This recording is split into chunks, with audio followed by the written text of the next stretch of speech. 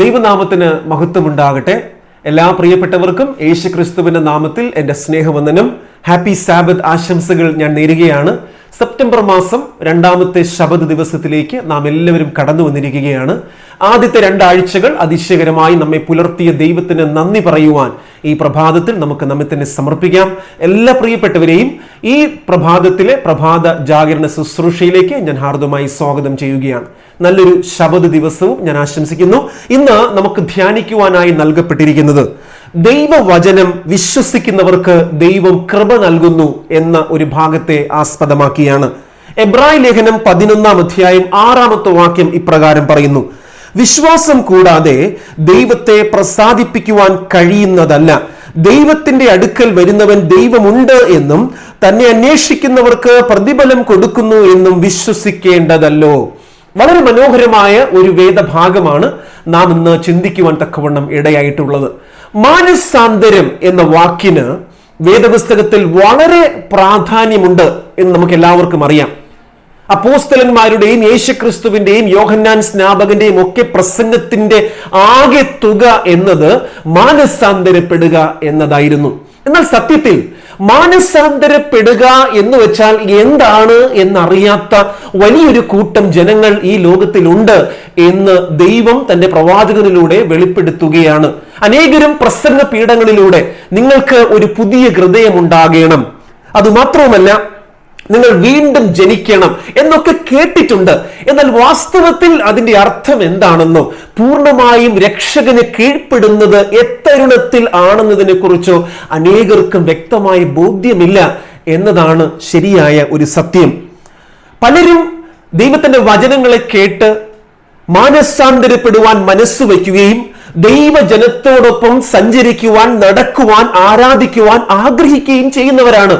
എന്നാൽ ക്രിസ്തുവുമായി അവരിൽ പലരും പൂർണ്ണമായും സഹകരിക്കുന്നില്ല.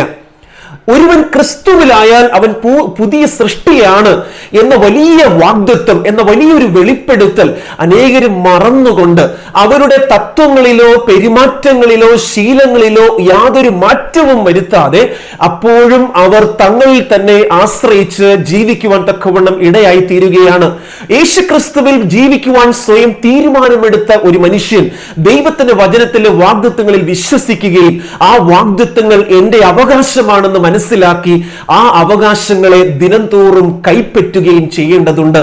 നാം ഇന്ന് സംശയിച്ച് ജീവിക്കുവാൻ വിളിക്കപ്പെട്ടവരല്ല, മറിച്ച് യേശുക്രിസ്തുവിൽ തിരഞ്ഞെടുക്കപ്പെട്ടവരും യേശുക്രിസ്തുവിൽ മാനസാന്തരപ്പെടുവാൻ വിളിക്കപ്പെട്ടവരുമായ നമുക്ക് ദൈവത്തിന്റെ വാഗ്ദത്തങ്ങൾ അവകാശമായി ഓരോ ദിവസവും പ്രാപിക്കുവാൻ തക്കവണ്ണം സാധിക്കേണ്ടതുണ്ട്.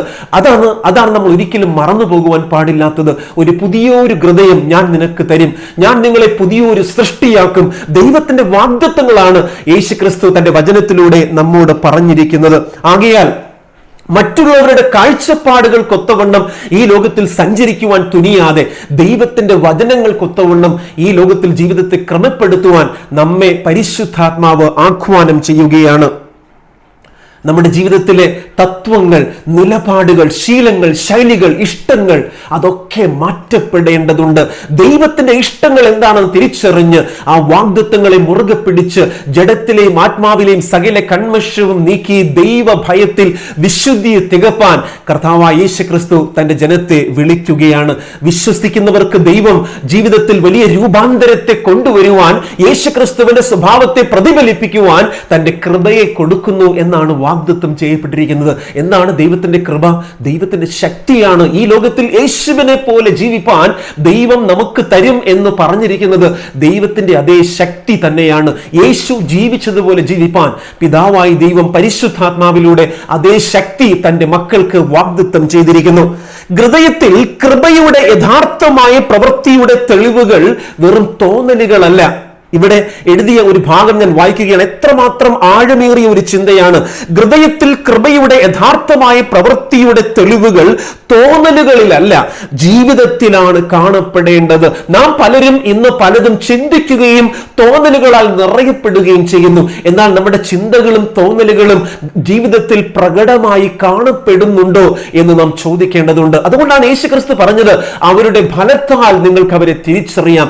സെവൻത് ഡേ അഡ്വന്റിസ്റ്റുകാരായ നമ്മെ ഓരോരുത്തരെയും ലോകം തിരിച്ചറിയേണ്ടത് നാം നമ്മുടെ പേരുകൾ കൊണ്ട് മാത്രമല്ല, മറിച്ച് നമ്മിലുള്ള നിലപാടുകൾ കൊണ്ടായിരിക്കണം, നമ്മിലുള്ള ജീവിത ശൈലികൾ കൊണ്ടായിരിക്കണം, നമ്മിലുള്ള വ്യത്യസ്തതകൾ കൊണ്ടായിരിക്കണം. ആ വ്യത്യസ്തതകൾ, ആ വ്യത്യസ്ത ഫലങ്ങൾ നാം പുറപ്പെടുവിക്കുമ്പോൾ, ജീവിതത്തിലൂടെ അത് മറ്റുള്ളവരെ ബോധ്യപ്പെടുത്തുവാൻ നമുക്ക് സാധിക്കുമ്പോൾ, സെവൻത് ഡേ അഡ്വന്റിസ്റ്റുകാർ ആരാണ് എന്ന ബോധ്യം ലോകത്തുള്ള സകല മനുഷ്യർക്കും അപ്രകാരം ജീവിക്കുന്നവരിലൂടെ നേടുവാൻ തക്കവണ്ണം സാധിക്കുക തന്നെ ചെയ്യും. ഹൃദയത്തിലെ കൃപയുടെ പ്രവൃത്തി ഒരു നിമിഷം കൊണ്ടുണ്ടാകുന്നതല്ല, തുടരെയും നിരന്തരമായുള്ള കാത്തിരിപ്പിന്റെയും വാഗ്ദത്തങ്ങളെ വിശ്വസിക്കുന്നതിന്റെയും ഫലം ആണത്. ഒരു ദിവസം കൊണ്ടോ ഒരു നിമിഷം കൊണ്ടോ ആ മാറ്റം നമ്മിൽ ഉണ്ടാവുകയില്ല.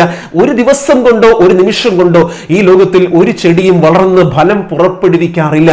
പതിയെ പതിയെ, തുടരെ തുടരെ, അനുനിമിഷം അവൻ വളരുവാൻ തക്കവണ്ണം തന്നെ സമർപ്പിക്കുമ്പോൾ ആ മരം നല്ല ഫലങ്ങൾ കായ്ക്കുന്നത് പോലെ നമുക്കും അനുനിമിഷം ക്രിസ്തുവുമായി ബന്ധപ്പെടുവാനും ആ ബന്ധത്തിൽ ജീവിക്കുവാനും സാധിച്ചാൽ നമുക്കും ഉറപ്പായും നല്ല ഫലങ്ങളെ പുറപ്പെടുവിക്കുവാൻ കഴിയും. ആ ഫലങ്ങൾ അനേകർക്കും അനുഗ്രഹമായി തീരുമെന്ന് ദൈവത്തിന്റെ വചനം നമ്മെ ഓർമ്മിപ്പിക്കുകയാണ്.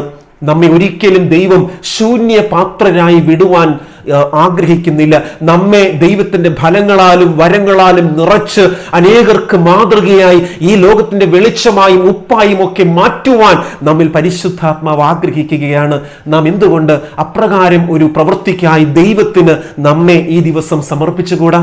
നമുക്ക് സമർപ്പിക്കാം. കാരണം ഞാനും നിങ്ങളും ഈ ലോകത്തിൽ ദൈവത്തിന്റെ പ്രകാശമാണ്, ദൈവത്തിന്റെ ഉപ്പാണ്. നമുക്ക് കാരമില്ലാതെ പോയാൽ, നമ്മിൽ വെളിച്ചമില്ലാതെ പോയാൽ പിന്നെ നമ്മെ കൊണ്ട് ഈ ലോകത്തിൽ എന്താണ് പ്രയോജനം? നമുക്ക് സമർപ്പിക്കാം ഈ ലോകത്തിൽ ദൈവത്തിന്റെ ശക്തരായ ദൂതുവാഹകരായി ജീവിക്കുവാൻ, ശക്തരായ പ്രകാശവാഹകരായി ജീവിക്കുവാൻ. അങ്ങനെ ഒരു സമർപ്പണത്തിന് ഈ പ്രഭാതത്തിൽ നമുക്ക് നമ്മെ തന്നെ സമർപ്പിക്കാം. നമുക്ക് ഒരുമിച്ച് പ്രാർത്ഥിക്കാം. പരിശുദ്ധനായ ദൈവമേ, ഞങ്ങളുടെ സ്വർഗീയ പിതാവേ, ഈ പ്രഭാതത്തിൽ ദൈവത്തിന്റെ പരിശുദ്ധാത്മാവ് ഞങ്ങളിൽ യഥാർത്ഥ മാനസാന്തരത്തെ നൽകുകയും ആ മാനസാന്തരം നല്ല ഫലം കായ്ക്കുവാൻ തക്കവണ്ണം ഇടവരുത്തുകയും യേശു ക്രിസ്തുവിനെ പ്രതിഫലിപ്പിക്കുവാൻ, ലോകരൊക്കെയും കർത്താവിന്റെ വരവിന് വേണ്ടി ഒരുങ്ങുവാൻ, ഒരുക്കപ്പെടുവാൻ, ജീവിതത്തെ ക്രമപ്പെടുത്തുവാൻ അവിടുന്ന് ഇടയാക്കണമേ. കർത്താവെ, കേരളത്തിൽ വലിയൊരു കൊടുങ്കാറ്റ്, അഗ്നിയുടെ അത്ഭുതകരമായ ഉണർവിന്റെയും നവീകരണത്തിന്റെയും കൊടുങ്കാറ്റ്, തീയുടെ ആത്മാവിന്റെ ശക്തി അവിടുന്ന് അയക്കണമേ എന്ന് പ്രാർത്ഥിക്കുന്നു. അവിടുത്തെ വരവേറ്റവും ആസന്നമായിരിക്കുമ്പോൾ